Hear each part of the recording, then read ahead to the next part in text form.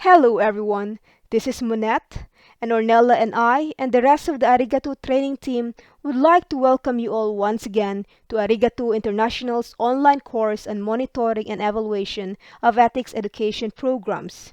We are now on week 2, but there is still time for those who are just gathering their bearings or just joining us now to catch up with the materials in week 1 on this online platform. This is week 2. Monitoring and Evaluation Tools and Methods.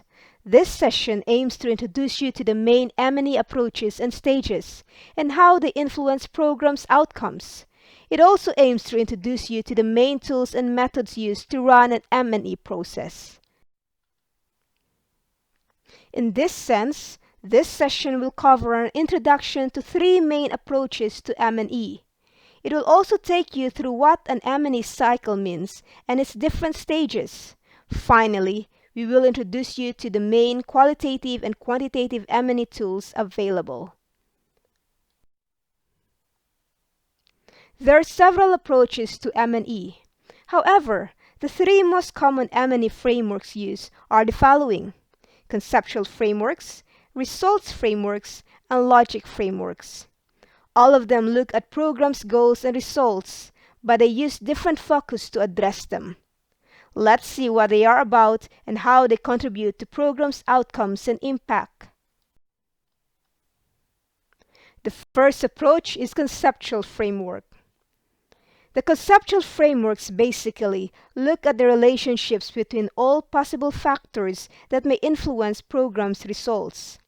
They are diagrams that identify and illustrate relationships among relevant organizational, individual, and other factors that may influence the program and the successful achievement of goals and objectives. A good example to understand a conceptual framework is a theory of change approach.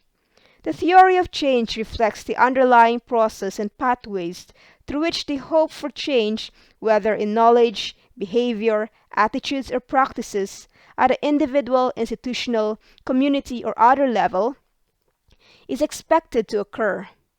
As you can see in the diagram on the right, the expected change is addressed through all possible scenarios, variables, and assumptions that may influence it. It focuses on the process of change by looking at how change happens and why it happens. In this sense, conceptual frameworks help determine which factors will influence the program and outline how each of these factors, including cultural, economic, and socio-political, might relate to and affect the outcomes. They do not form the basis for monitoring and evaluation activities, but can be useful when defining the target areas of the program and help explaining program results. The second approach we will examine is results framework. Results frameworks, sometimes called strategic frameworks, illustrate the direct relationships between the intermediate results of activities all the way to the overall objectives and goals. In other words, they analyze the relationship between programs' objectives and outline how each of the outputs and outcomes relates to and facilitates the achievement of each objective, and how objectives relate to each other and the ultimate goal. The picture you see in this slide helps to understand the focus of results frameworks. You can think this approach horizontally.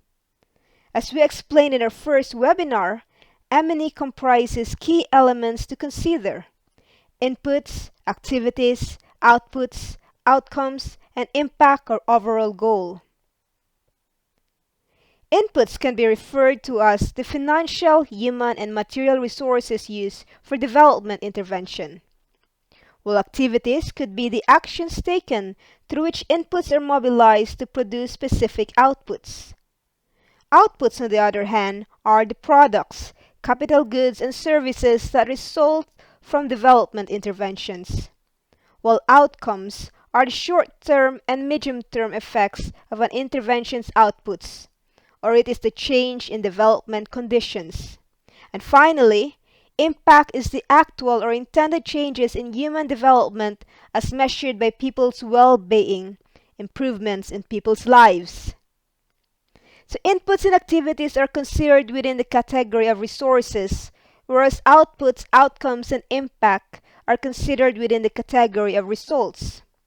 Whilst the resources play a key role in the planning, the results play a key role in the implementation. While the resources address the how of the objectives, the results address the why of the objectives. Unlike conceptual frameworks, results frameworks do not take into consideration all the factors influencing the impact. It rather focuses on the objective level and the direct relationships between the results of the activities and the ultimate goals of the program. Finally, the third approach we're going to examine is the logical framework. Logical frameworks are presented as diagrams connecting program inputs to processes, outputs, outcomes, and impacts as they relate to a specific problem or situation. They show what resources the program will need to accomplish its goals, what the program will do, and what it hopes to achieve, emphasizing links between these aspects. A key element of logical frameworks is that a series of if-then relationships are the ones that connect the components of the model, and it is often read vertically from a bottom-up perspective. For example, look at the picture on the right and note that activities are in the bottom of the diagram.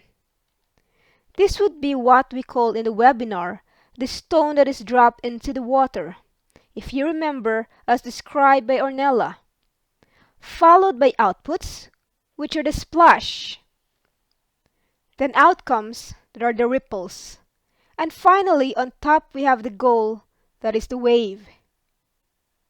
In this sense, the logic of the if-then works like the arrows in the diagram. If resources are available to the program, then program activities can be implemented. If program activities are implemented successfully, then certain outputs and outcomes can be expected.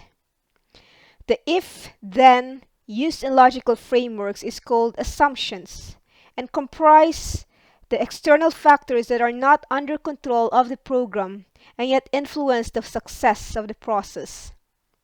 Unlike conceptual frameworks, logical frameworks do not take into consideration all the factors influencing the results.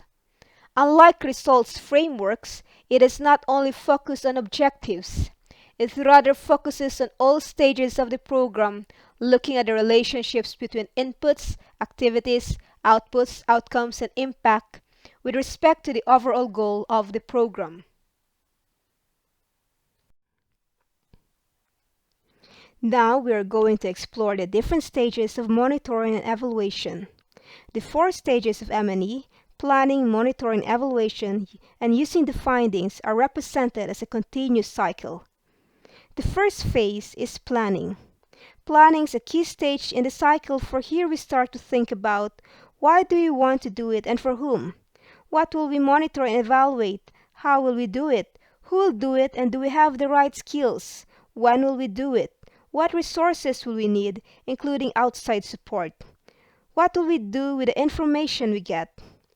Organizations themselves and their stakeholders will usually want to find out how the organization or project is meeting its planned aims and objectives. This needs to be clearly stated in the early stages of planning. Defining aims and objectives will help you agree on planned outcomes. Drawing up a monitoring evaluation plan will help you think about how it will carry out monitoring evaluation over a certain period or the entire lifetime of a program, which in your case is the ethics education program. The second stage of the cycle is monitoring. Here we think about what and how to monitor or how to collect monitoring information. All organizations keep records and notes and discuss what they are doing. This simple checking becomes monitoring when information is collected routinely and systematically against a plan. The third phase of the M&E cycle is evaluation, which can be done internally and can be called self-evaluation, and this can also be done externally. Monitoring information may be reported on a quarterly or even a monthly basis, while evaluation, which is taking stock and making judgments, is likely to be carried out less frequently. The fourth phase of the monitor and evaluation cycle are using the findings or reviewing and learning. It is what makes the time invested worthwhile. In this final stage, organizations make use of the findings to feed back into and guide the management of the organization, make use of the findings to demonstrate progress and results, and tell others about what they have learned, and influence policy change. This stage comprises analyzing the information, presenting the findings, and learning from evaluation. Another way of looking at the M&E data cycle is through the 6 stages. First is identification, which is the selection of the particular data required to achieve the intended purpose of M&E. Within conventional approaches to M&E, this frequently entails defining indicators that are tracked throughout the life of the project. Second is the capture of the identified data. This may involve a range of formal and informal methods of inquiry and various stakeholders. Third is analysis of raw captured data in order to draw out meaningful features and trends. Unless data are subjected to some form of analysis, their capture represents a waste of time and resources. Fourth is dissemination of the M&E findings or analyzed data by various mechanisms and protocols to the stakeholders. It is particularly important that information is relevant to the recipients and is received in a timely and accessible format. The concept of feedback of analysis is an important but frequently overlooked part of dissemination. Fifth is the use of M&E findings by the various stakeholders. Utilization is embodied in the broad purpose of M&E, which is to promote learning and accountability. If the use for the data is not known from the outset, it is possible that they will remain unused, which would be a waste of organizational effort and resources.